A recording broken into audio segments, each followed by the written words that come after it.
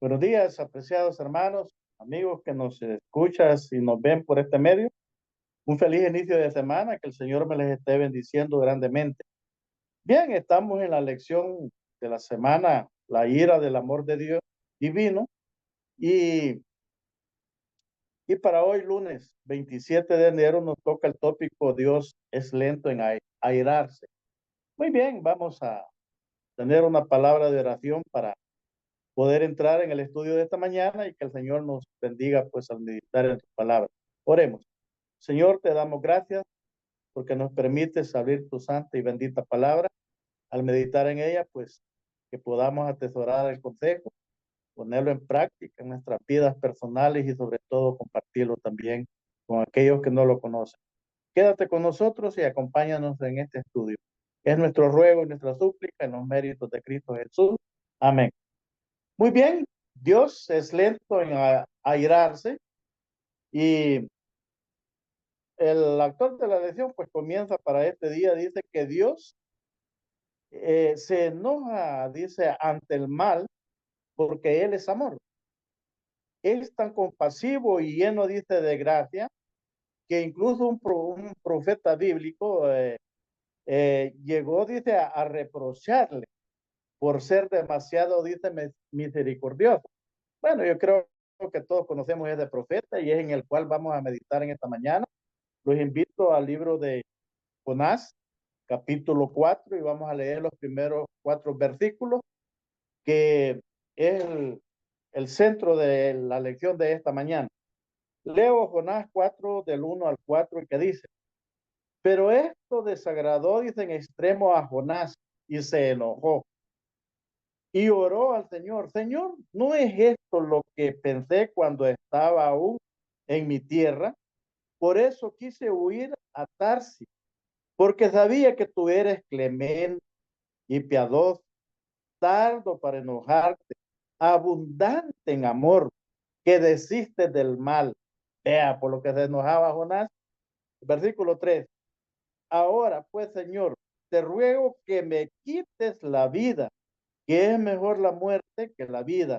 Y el Señor le respondió: haces bien en enojarte tanto. Muy bien, apreciados hermanos, realmente algo tremendo que vemos acá en esta lectura. Y la reacción de Jonás, dice, ante la misericordia de Dios, eh, es revelada, dice, en 2 aspectos principales. El primero dice, en primer lugar, dice, muestra la dureza eh, del corazón de Jonás. Odiaba tanto a los asirios, dice, por lo que habían hecho a Israel, que no quería, dice, que Dios les mostrara misericordia. Ya vamos a analizar esto, hermanos, y vamos a juntar las dos piezas, porque vamos a ir a la segunda parte que el escritor de la lección nos presenta, que dice: ¿qué lección para nosotros debemos guardarnos, dice, de esta misma actitud? Bueno, dice: por comprensible que sea, dice, de todas las personas las que han recibido el beneficio de la gracia de Dios, deberían reconocer cuán inmerecida es, y por lo tanto estar dispuestas a mostrar misericordia para los demás. ¿Por qué Jonás no se ponía en esa postura de conocer la misericordia de Dios en su vida, y que esa misma misericordia pues era la que estaba mostrando con los de Nínive? Muy bien. El segundo aspecto dice, en segundo lugar, la reacción de Jonás destaca, dice, cuán centrales son la compasión de gracia de Dios y su carácter. Jonás estaba tan familiarizado, dice, con la misericordia de Dios, que precisamente porque es clemente y piadoso, tardo para enojarse y de gran misericordia, sabía que el Señor suspendería, dice, el juicio contra Nínive. Dios trata con justicia y misericordia, dice, a todos los pueblos y las naciones. Por supuesto, hermano, que se arrepienten. Porque Dios, ¿por qué trató con misericordia bueno, y compasión a los ninivitas? Bueno, si seguimos con la historia y si leemos la historia, y creo que la mayoría conocemos la historia, ¿qué fue lo que hicieron los ninivitas? cuando empezaron a escuchar el mensaje de Jonás. Realmente, pues bueno, hicieron lo correcto. Se arrepintieron en primer lugar, hicieron, dice, ayuno, se vistieron de silicio. Bueno, dice que hasta el rey ordenó que hasta los animales ayunaran. Bueno, era un arrepentimiento que realmente era real, que sentían en su corazón y que se estaban volviendo al verdadero Dios. Ahora, mis apreciados hermanos, el asunto es, uniendo estas dos partes, el asunto es que a veces nosotros somos tipo Jonás para hacer juicio y no nos acordamos la misericordia que Dios ha mostrado por mí, por usted. Usted y yo sabemos de dónde nos ha sacado el Señor. A saber qué ninivita era usted, o era, yo sí sé qué ninivita era, y reconozco la misericordia de Dios de dónde me sacó y cómo me sacó. Ahora bien, el asunto es que muchos dirán también, bueno, el profeta tenía razón porque eran sin misericordia, dice los ninivitas, tenían unos castigos para aquellos pueblos que sometían tremendo. Pero eso, mis apreciados hermanos, no debemos nosotros de hacer. ¿Qué aplicación podemos hacer para nuestros días?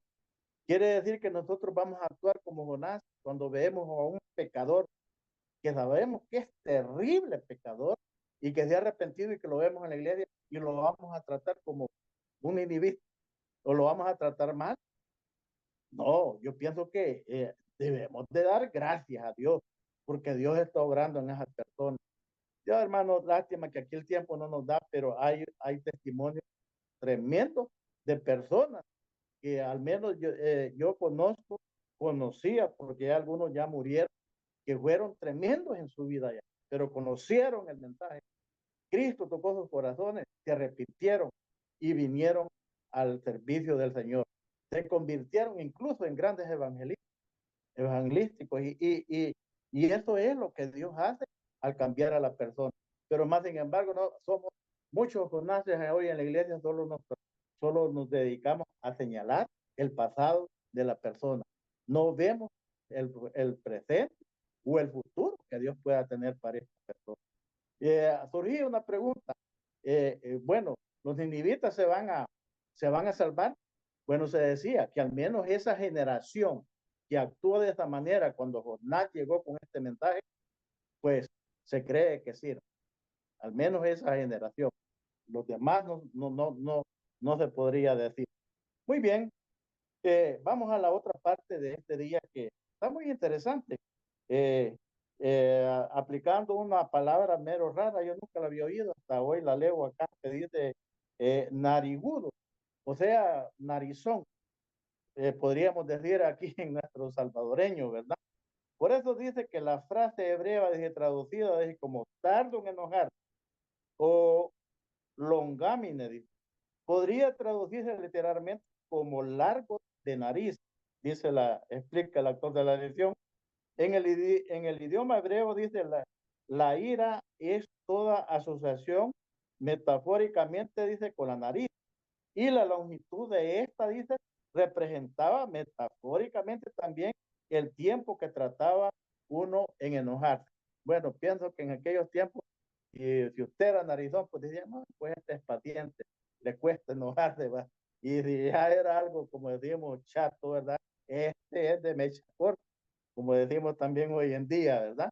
Rápido para airarse. Por eso dice, por lo tanto, la referencia dice a Dios como narigudo, o sea, nariz larga, pero pretende, dice, transmitir la idea de que es paciente y lento en airarse, mientras que los seres humanos, dicen, no tardan, dicen, en airarse. Dios es sumamente paciente y concede su gracia libre y abundantemente, dice, pero sin justificar el pecado. Óigale, póngale cuidado a esto. Sin justificar el pecado. Una cosa es que sea paciente, tardo para enojarse, pero eso no es que esté justificando el pecado en el cual podamos estar viviendo. Muy bien, ni ser, dice, indiferente a la justicia, por el contrario, dice, Dios mismo expía el pecado y el mal, dice, en la cruz para ser justo y justificar, dice, a quien en él cree. Maravilloso. Ese es el amor de Dios. Ahora bien, dice que después de todo esto, hermanos, tenemos otro texto ahí que a mí me llamó la atención y lo dejé por último. Bueno, que está en Mateo 18, que dice: sanad enfermos, limpiar leprosos, resucitar muertos, echar fuera demonios, de gracia recibiste, dad de gracia. Yo me preguntaba, ¿qué tiene que ver este texto con lo que hemos estudiado, por así decirlo, en esta mañana? Bueno, el punto está al final, que así como dijo el Señor Jesucristo, de gracia recibiste, de gracia dad. Así como a ti se te perdonó, así como a ti se te recibió con alegría, con amor, en este barco que llamamos iglesia, hermano, a eso estamos llamados.